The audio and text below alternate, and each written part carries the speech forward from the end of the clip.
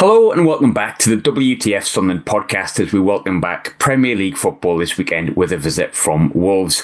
The international break is over and with it the lads return with an absolutely crucial game against the league's bottom side at the Stadium of Light to discuss their poor start, their recent decent results and share their thoughts ahead of Saturday's game. I'm delighted to be joined by Dave from Talking Wolves. You called Talking Wolves. This episode's going to be Talking Wolves, so I figured this will be a good place to start, mate. How are you doing? You all right? Yeah, I'm good, mate. Yeah, nice to have a little bit of a break, I suppose, from Premier League football. But yeah, some, like you said, crucial games, massive games for Wolves coming up. So yeah, just fingers crossed we can get off to a good start again. I think, as we always do, we'll start straight from the top before we dig a bit deeper. A 1-1 draw with Brighton before the international break, where you were denied a first victory of the season by a late equaliser. Second time it's happened in a week, but you've had 10 days or so to stew in it. How are you feeling about the performance? How are you feeling about the result? Frustrating, to be honest, mate. I think, we'll talk about it. It's pretty obvious that our results and performances haven't been fantastic when you look at where we sat in the Premier League table currently. I think it hurts a lot more because it was a very similar thing happened the week before against Spurs.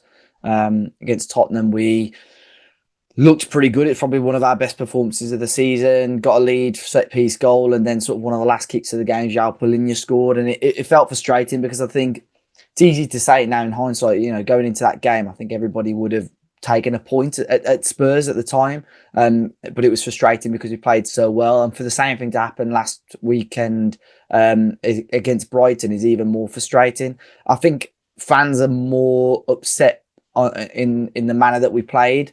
Took the lead sort of halfway through the first half. Brighton are our bogey side. Our form against them is absolutely awful. And that was the worst I've seen Brighton ever play against us, you know, in recent years at least. And we just didn't take advantage of it. For whatever reason, we sat 11 men behind the ball. We were so negative.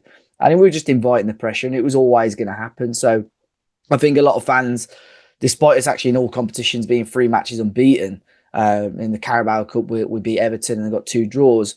It's a real frustrating performance. But saying that, the positive signs are that we are starting now to grind out results, but we're still desperate for that first league win.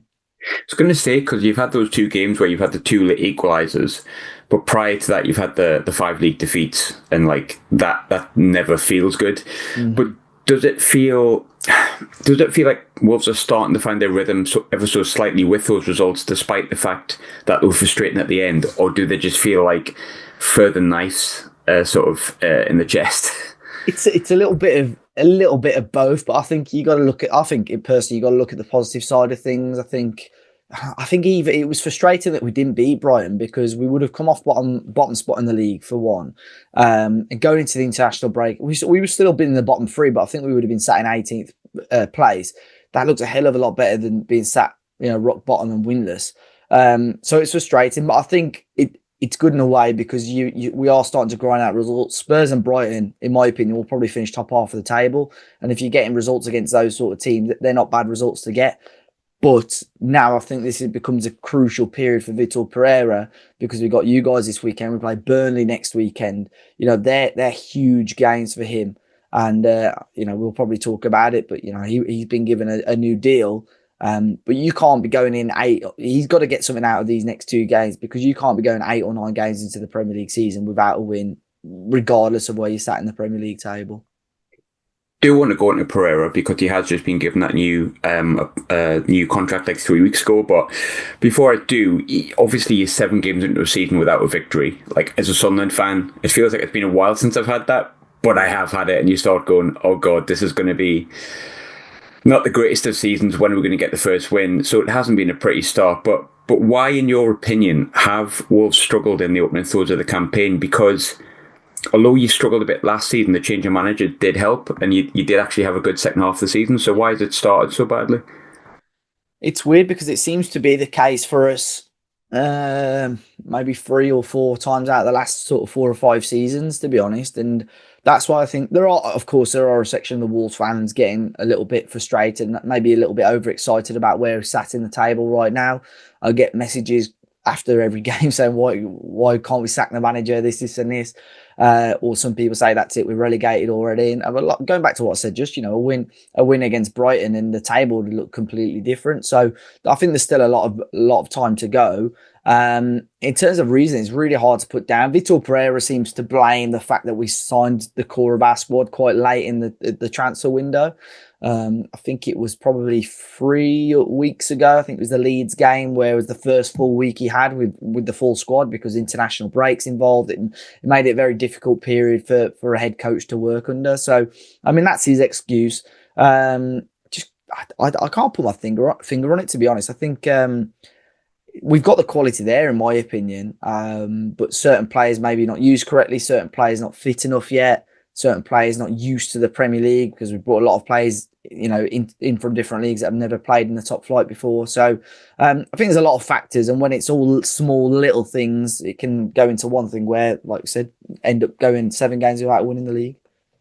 I want to talk about the manager, Vitor Pereira. Current manager, took over from Gary O'Neill last season. Yeah. Highly rated, but obviously had a bad start to the season, and that kind of put paid to him. I'm actually seeing lots of Sunderland similarities here to our Premier League campaign. Manager doesn't do that well, then does well, then gets up. But anyway, he signed a new contract extension literally 3 weeks ago, despite that kind of poor start. He's coming up to, I think, the first year in charge. Good start. Sticky recently. How are Wolves fans viewing his time in charge at the moment? It's I think every Wolves fan will sort of look at the back end of last season and mark it as a real decent second half of the season. Like you mentioned, he came in just before Christmas, I think. Started off 3 matches unbeaten, which put us in a great position straight away. Pretty poor January, but sort of from February to March and into April, a really good start. We won 6 matches on the bounce. One of Wolves' best run of form in the top flight for many, many years. But he ended the season quite poorly. I think it was almost as if once Wolves mathematically got safe, it sort of slowed down quite a lot, and that sort of poor form's almost sort of creeped into the season as well. So, like I said earlier, there are fans for it, putting question marks over his position as head coach at the moment. The whole contract thing was very strange in terms of timing, in my opinion. The only thing I can think is that was sort of pre-agreed that once the transfer window was shut, they would sit down and have conversations, because when he joined us last year, he was only given an 18-month contract, so he was in the last season of his deal. I see both sides. I think from the club's point of view, and there's a lot of noise from outside, from the fan base and so on. They want to show that there is some sort of stability, because we've been chopping and changing managers quite often over the last few years. But on the flip side to that, I think the club had so much control, especially at this period where we had so many international breaks. I think he signed the contract just before the September international break. So they had that break, they had the October break, which is just finished, and then they had the November break coming up. For me, they were sort of 3 places there where they can stop and review his situation. Now you give him a new 3-year deal, I think you lose that element of control. Of course, as a club, they can sack him whenever they want, but they're just going to look stupid if they do go on to do that. So I like Vitor Pereira. I think he's a very good head coach, but sometimes some things don't fall into place. But I'm hoping sooner rather than later it does, because he tries some things that I'm not 100% sure on sometimes. I think the Brighton thing where he's putting 11 men behind the ball, where we looked really comfortable. I know he's desperate for the first win, but when you're looking comfortable, you don't need to do that and just invite pressure. So I like some things he does. I dislike other things. But at the moment, I'm still very much in the camp of, giving him a little bit more time. I think it'd be a little bit too early to chop and change yet. I think clearly your main man is Jürgen Strand Larsen, based on what he did last season, 14 goals, which ultimately was pivotal in not just turning the season around, but also pushing up the table. He was chased in the summer by a really small club up the road. The name escapes me.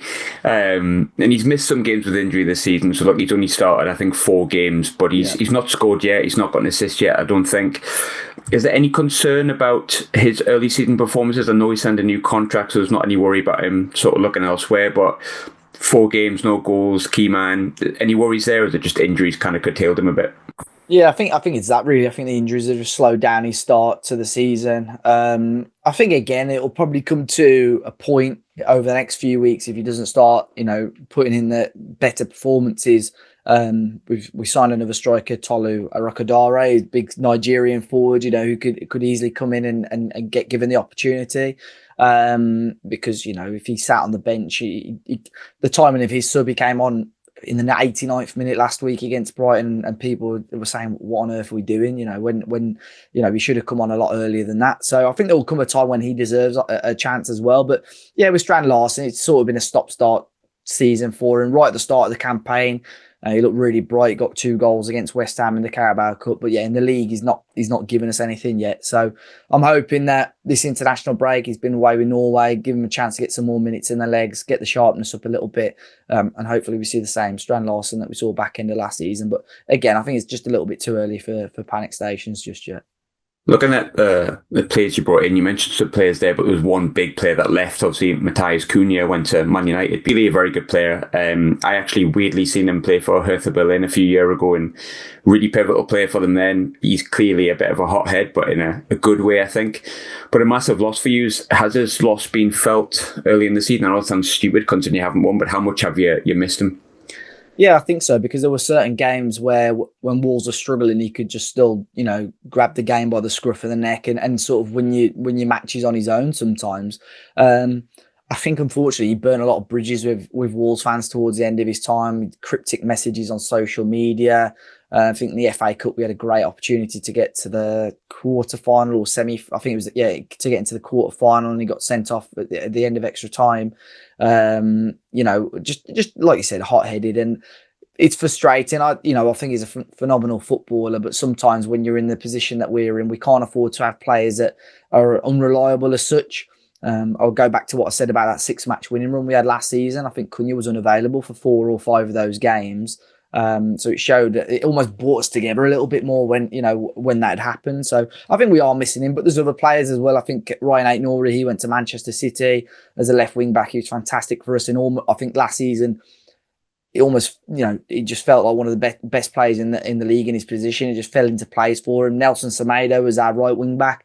Never really massively rated by other Premier League fans, but I thought, again, he was so consistent. He was our captain as well, and they're big losses. And that's what I'm hoping now. It's just sort of this period from today, from the start of the season to today, it was almost like a bedding in period. Try and get players used to things, try and get them used to Wolverhampton and the English Premier League. And I'm hoping from now we can really knuckle down and start getting results, because, we lost a lot of players, but we've had an opportunity now to bring these players in, get them used to life in and around the stadium, and hopefully they can kick on from next week. You said that you brought in, I think it was about 6 or 7, but 7 or 8, I think, permanently, actually. Yeah. Who's impressed so far, and has there been any that has stood out ahead of the others? Yeah, so that we'd signed a lad called Ladislav Krejci, Czech Republic, defender, midfielder, and he's played as both for us. And he's coming from Girona on loan with an obligation to buy. Again, the fee was, I think it was close to 30 million. So a lot of Wolves fans sort of, again, raising their eyebrows at that. But just, he's been fantastic. He scored against Leeds, the opener there in the league. But just been very solid. And like I said, played holding midfield for us. But the last couple of weeks, we switched formation to a back 4, and he's played as the left centre back, and just so composed, so good on the ball. So he's very well rated. Other than that, Jean Arias is one that I'm sort of hoping it comes good for him. We've seen good spells from him, and not so good spells. He was in the team of the tournament for the Club World Cup for Fluminense. So we signed him. And again, 28 years of age, but never played outside of South America. This is a big change for him. And I mentioned it on our podcast. Some people probably find it weird, but it took up until 2 weeks ago when his wife and his young baby girl came along to England, and all of a sudden he starts playing his better football. So I think it's just little things like that, getting your home comforts back, getting used to where you live in now and the Premier League, and things might turn out in a positive way. So Krejci is the one I would say to look out for on Saturday, but I'm hoping Jean Arias in those forward areas can, start to provide a little bit more going forward. You often look at the new signings and see who's doing well, but is any players that have been there for a number of years that have performed well? Basically, what I'm asking here, I don't know why I'm going round in circles. Who is the player that stood out for you most, mate, in a difficult start of the season, let's be honest? It's weird. There's players that have, again, had really good spells and not so good spells. I think the midfield too for us are so pivotal in what we do. Andre and João Gomez, brilliant last season, especially the second half under Vitor Pereira. This season they've had a really slow start. However, they both got reintroduced into the Brazil setup this international break, which is always nice to see as a Premier League fan, and as a Wolves fan to see those players get those call ups. Strand Larson, obviously, we've mentioned, has had a slow start. I'm hoping it comes good for him. Marshall Manetzi, who's quite an interesting player, sort of, again, not very well rated by the Wolves fans. Technical ability probably isn't the best, but he just runs and runs and runs. He's just non-stop. And an interesting one is Sam Johnston. I think you guys have been linked with him a little bit during the summer as well, but Jose Sarr had a bit of quite a poor start to the Premier League season in terms of, his save rate was dreadful. And Sam Johnston got given the opportunity. He's been really impressive over the last few weeks. So I'd assume he'll start as well on Saturday. So lots of players to look out for. It just depends on who turns up on the day, really, for Wolves. And that's why it's frustrating to see us at the foot of the table. When you actually look at the squad and see the talent that we have got in the squad, in my opinion, we shouldn't be in that position. But we just need them to turn up and hopefully have a good day on Saturday. It's interesting with Wolves because I think because of the start you've had, the expectation now or the hope will be keep your head above water. That's just the way it started, really. Yeah. But Wolves have been there for quite a while. I mean, we went off in different directions at one point, randomly beat you 3-0 at the Stadium Light when you'd won the league. Didn't concede a goal against Wolves in the 2 games we played, but you walked the league that year. You went up, you started well, and you've been there ever since. We had our stint in League One and eventually found our way back. But you've been in the Premier League ever since. Mm-hmm. I suppose the expectation or the aims have changed since the last 7 games, but what are Wolves' aims as a fan base? I know everyone's is different, but what would you like to see from Wolves? Say you stay up the season, what's kind of the aim? Because the Premier League's a funny one, but you've been there a while now, and you've had on and off battles with relegation, but you've never been in any serious danger from what I've seen. Yeah, it's frustrating. I think those the years under Nuno has almost set the standard for Wolves fans, and it's hard. I always feel I'm quite sort of balanced with it, but I think the first season we went up, he got us to an FA Cup semi-final. We finished 7th in the Premier League and qualified for the Europa League. His second season, we got into the quarter-final of the Europa League and finished 7th again. The season completely derailed by sort of COVID, in my opinion, and I think that's probably derailed just Wolves' momentum as a football club in general. And since then, we've just gone backwards. So I think we finished 13th under Nuno. I think it's been 14th, 15th, 16th finishes then. So I think there are still a portion of the fan base that still expect us to be in that top half every season. And unfortunately, with the way the squad's turned out, the management, the board aren't really showing as much interest as they were, in my opinion. I think mid-table is probably the best that you can hope for. I think this season, like you said, if we stay up now, it will be seen as a success, but it shouldn't be that way. I think, Wolves are better than that. I think we've got the foundations to be a very successful club if we want to be.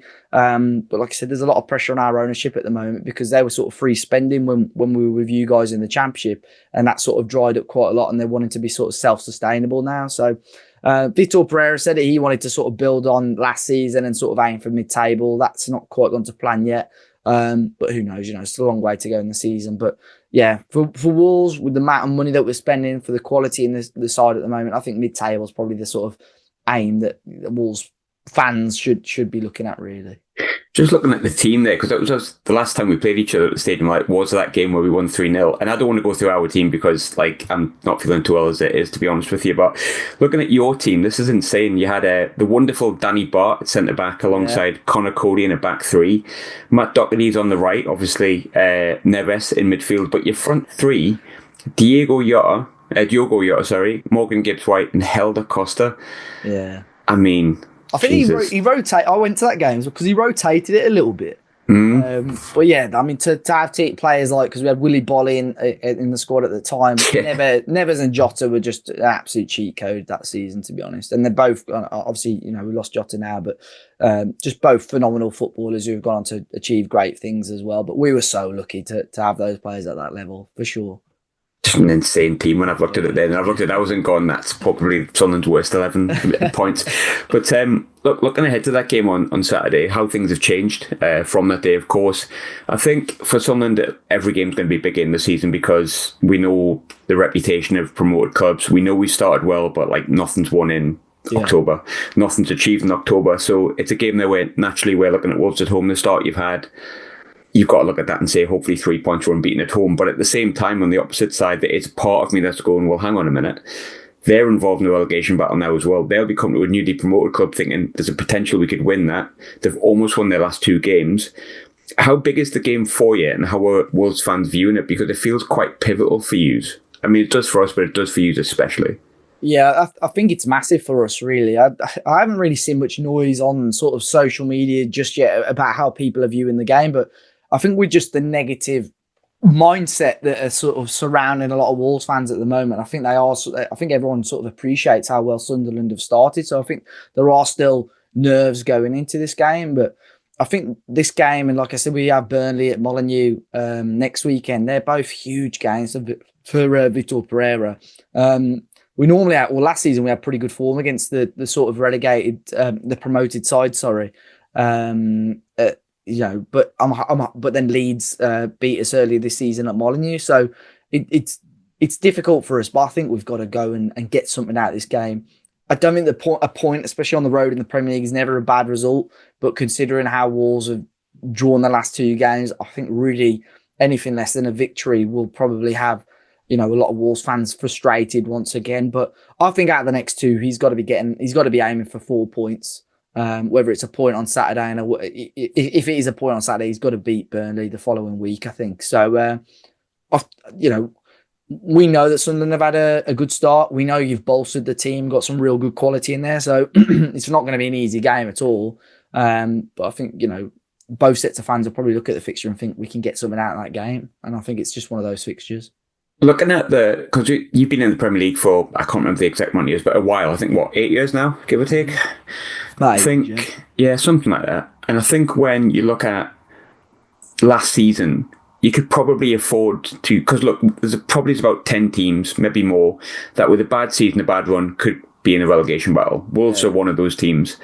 And the benefit of maybe the past 2 seasons at least is that you can go, well, there's definitely 3 worse teams than us. So we've just got to be better than teams that are not good enough to be in this division, because they weren't. And that's why they went down, and that's why they went down comfortably, like Southampton, Ipswich and whatnot. This season, I think there was talk of, could one of these teams stay up? Could Sunderland be the team that spent a lot? Could Leeds be the team because they're a massive football club? Could Burnley surprise people with a good backline, a good structure under Scott Parker? We've started quite well, 11 points. Leeds have started well. You've faced Leeds, you've lost that game. And Burnley have probably had the toughest run and not got the points, but performed quite well. Is there a slight worry that there could be more than one promoted team that stays up, which could cause problems for a club, not just yourselves, like yourselves, based on the start you've had? Yeah, I think very much so. I think you summed it up pretty much there. I think, in terms of how you guys are strengthened. Leeds it frustrated me how we played against them, because I thought, when you watch a football match and thinking we should not be losing this game, and I think it's just the manner of how we defended and how we played is frustrating.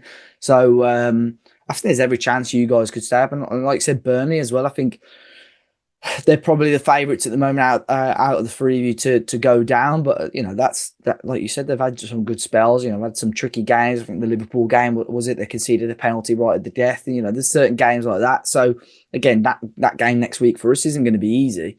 So yeah, there's definitely a concern because I think last season, although we had a really good end to the campaign, if Ipswich or a couple of the others, Ipswich or Leicester had a slightly better run of form at any point, we could have been in a little bit of trouble. So it's important for Wolves just to make sure they're sort of not dead and buried by sort of Christmas time. I think if you're still in the bottom 3 and you're sort of 9-12 points adrift, that's when there's a sort of area for concern. But I think Wolves, if they can sort of keep sort of an arm's length away from safety, I think that's crucial for them. But everyone's improving, everyone's spending money.